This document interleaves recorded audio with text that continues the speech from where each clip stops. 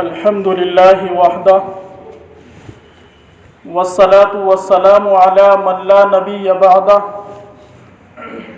أما بعد فأعوذ بالله من الشيطان الرجيم بسم الله الرحمن الرحيم فأما من طغى وآثر الحياة الدنيا فإن الجحيم هي المأوى وَأَمَّا مَنْ خَافَ مَقَامَ رَبِّهِ وَنَهَى النَّفْسَ عَنِ الْهَوَى فَإِنَّ الْجَنَّةَ هِيَ الْمَأْوَى وقال النبي صلى الله عليه وسلم التائب من الذنب كمن لا ذنب له وقال أيضا إنما بعثت معلما أو كما قال النبي عليه الصلاة والسلام۔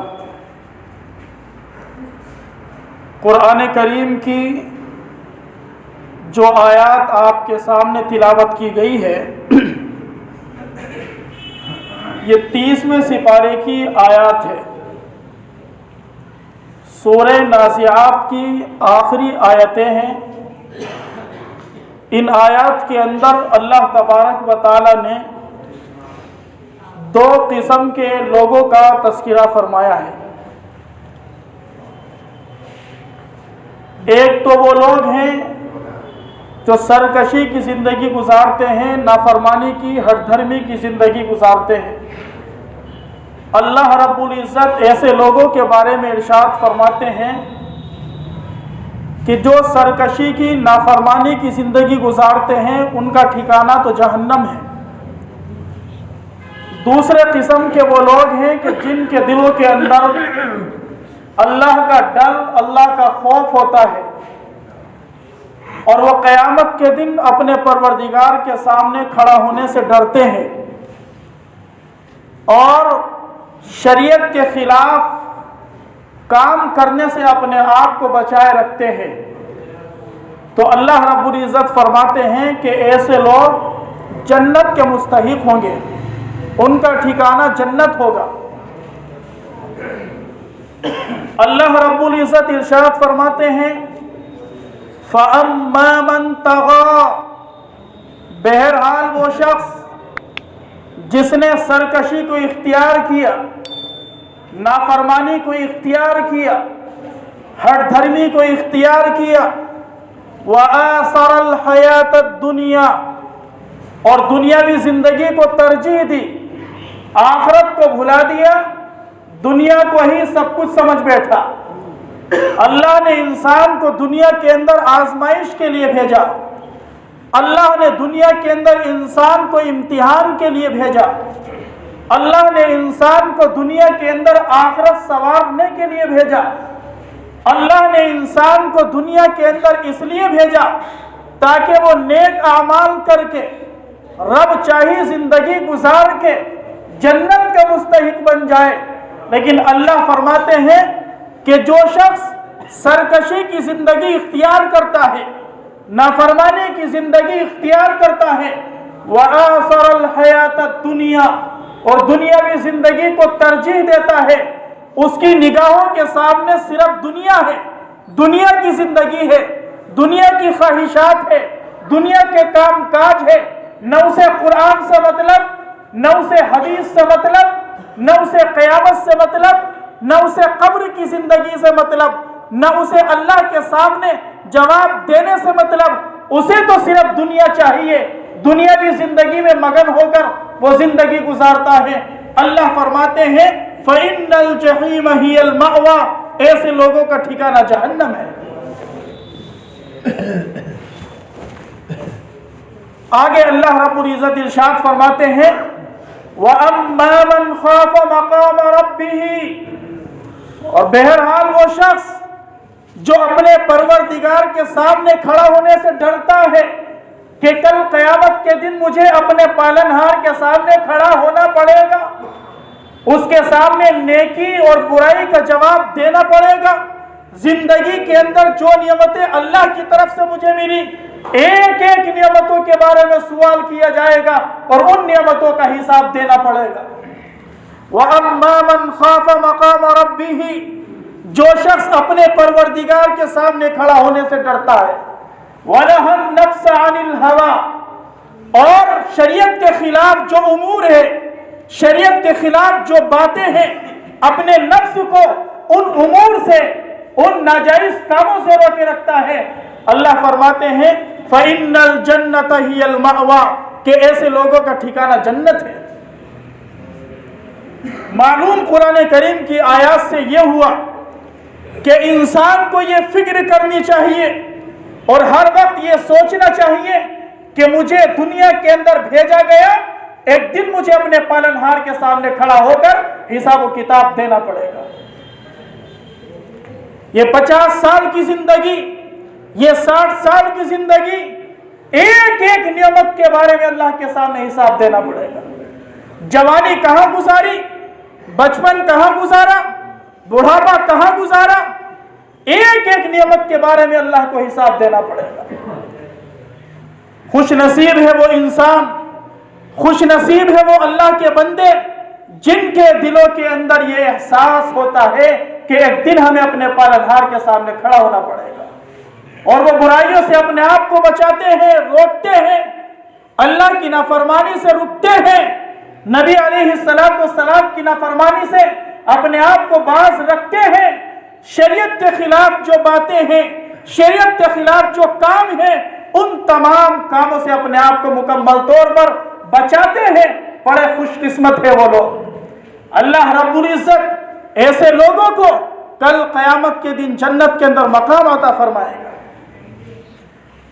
दुनिया के अंदर कितने इंसान ऐसे आए, सहाबा किराम की मुक़द्दस जमात है, सहाबा के बाद ताबिईन, उनके बाद तबे ताबिईन, उनके बाद उलमा, सुलहा, शुहदा, कितने लोग इस दुनिया के अंदर ऐसे आए कि जिन्होंने अल्लाह की मर्जी के मुताबिक जिंदगी को गुजारा, जिन्होंने मनमानी जिंदगी को छोड़कर रब चाही जिंदगी को इख्तियार किया।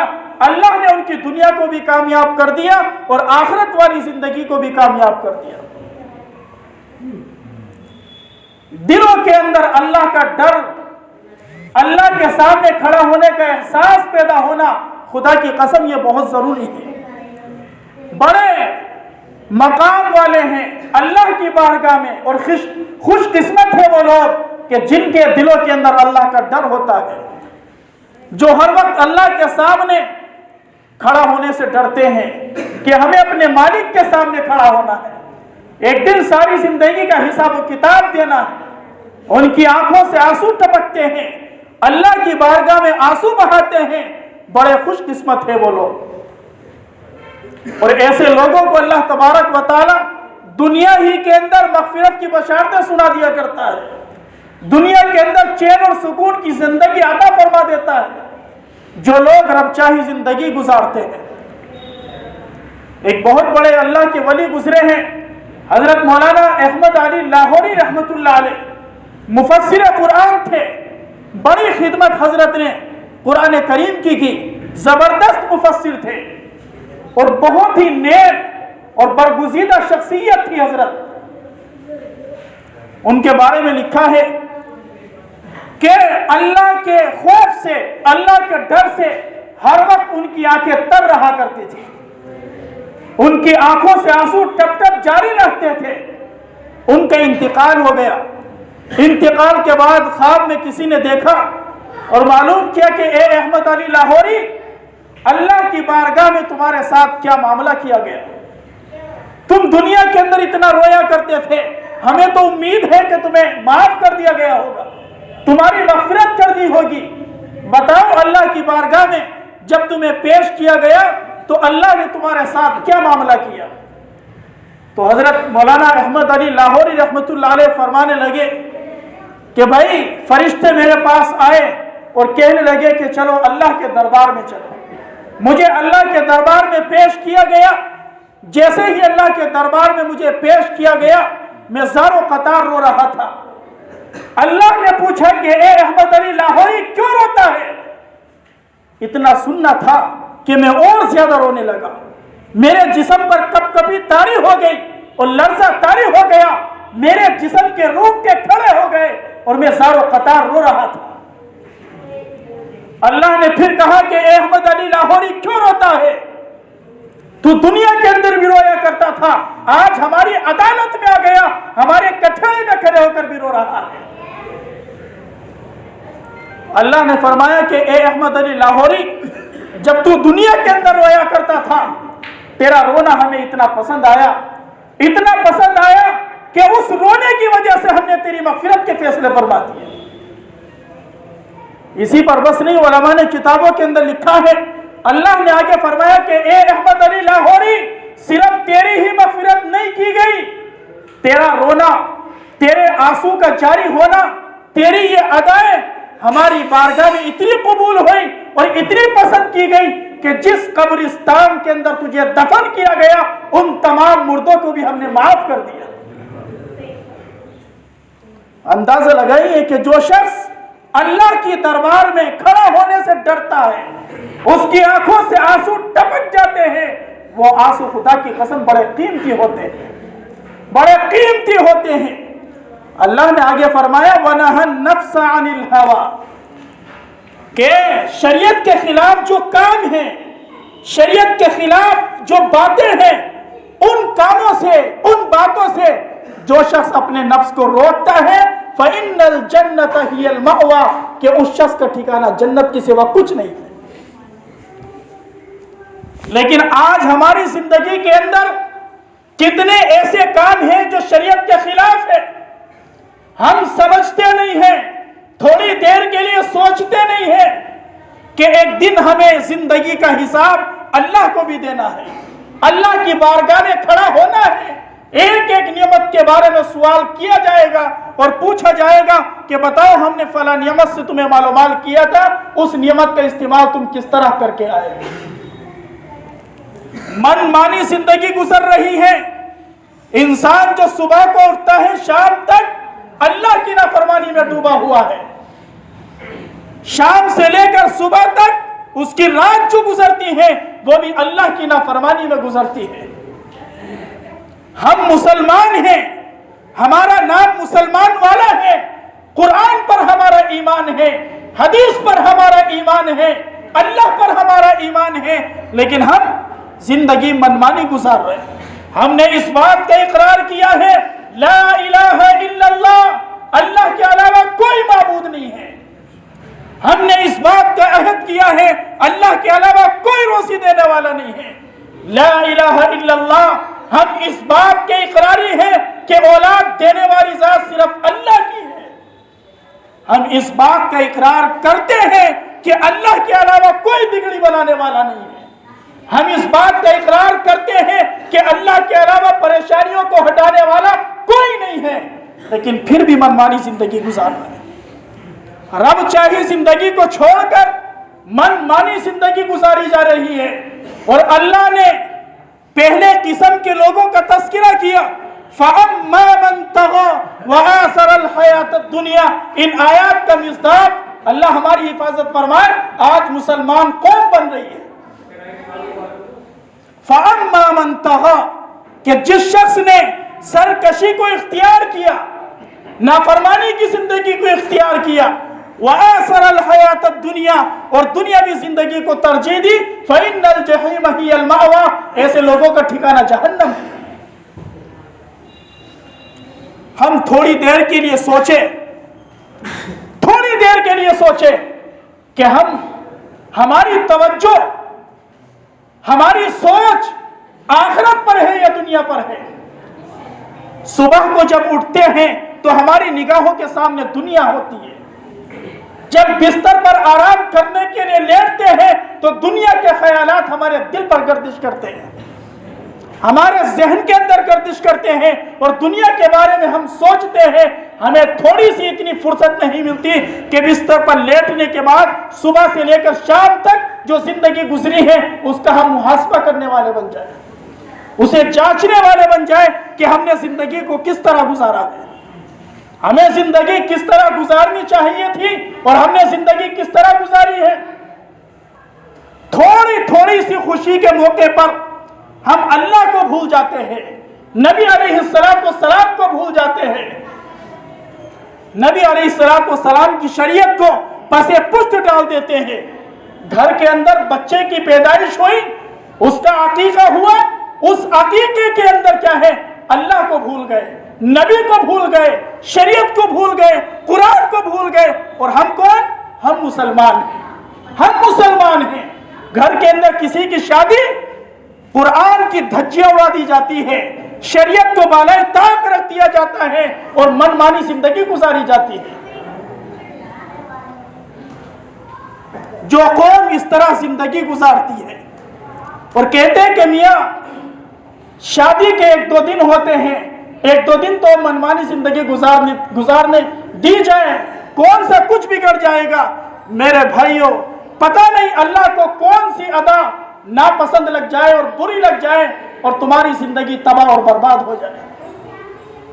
اللہ کو نہ جانے کون سا عمل برا لگ جائے اور اللہ تبارک و تعالی جنت کے بدلے جنت کی بجائے تمہارا فیصلہ جہنم کے اندر کر دے۔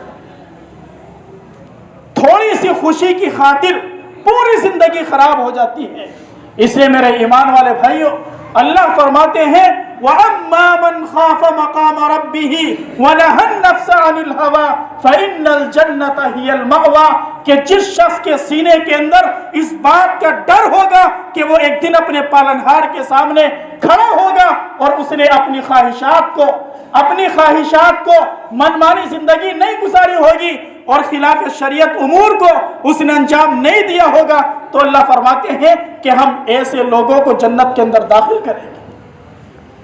ان کا مقام، ان کا ٹھکانہ جنت کے سوا کچھ نہیں ہوگا۔ اس لیے میرے ایمان والے بھائیوں، من مانی زندگی کو چھوڑ کر رب چاہی زندگی اختیار کرنے کی ضرورت ہے، اس لیے کہ حالات میرے اور آپ کے سامنے ہیں کہ مسلمان کس قسم پرسی کی زندگی گزار رہے ہیں، مسلمانوں میں کس طرح کے حالات ہیں، مسلمانوں کو کس طرح ٹارچر کیا جا رہا ہے، مسلمانوں کے خلاف کیسی کیسی سازشیں، اسکیمیں اور پلان اور منصوبے اختیار کیے جا رہے ہیں۔ ان تمام باتوں کو سوچنے کی ضرورت ہے، سنبھلنے کی ضرورت ہے، قدم قدم پر کیا ہے؟ اللہ سے مدد مانگنے کی ضرورت ہے، اللہ کے سامنے ہاتھ اٹھانے کی ضرورت ہے، اس لیے کہ حالات بہت ہی خراب ہیں، حالات بہت ہی خراب ہیں۔ اللہ سے دعا کرنی چاہیے کہ اللہ تبارک و تعالی ان حالات سے پوری امت مسلمہ کی حفاظت فرمائے۔ اللہ تبارک و تعالی امتحان کی گھڑیوں سے، آزمائش کے مراحل سے اللہ پوری امت مسلمہ کی حفاظت فرمائے، دشمنان اسلام کا خاتمہ فرمائے۔ اللہ رب العزت جو مسلمانوں پر ظلم ہو رہا ہے، مسلمانوں کے خلاف طرح طرح کی اسکیمیں تیار کی جا رہی ہیں، اللہ تبارک و تعالی ان تمام ظالموں کو نیست و نابود فرمائے۔ آمین وآخر دعوانا الحمدللہ رب العالمین۔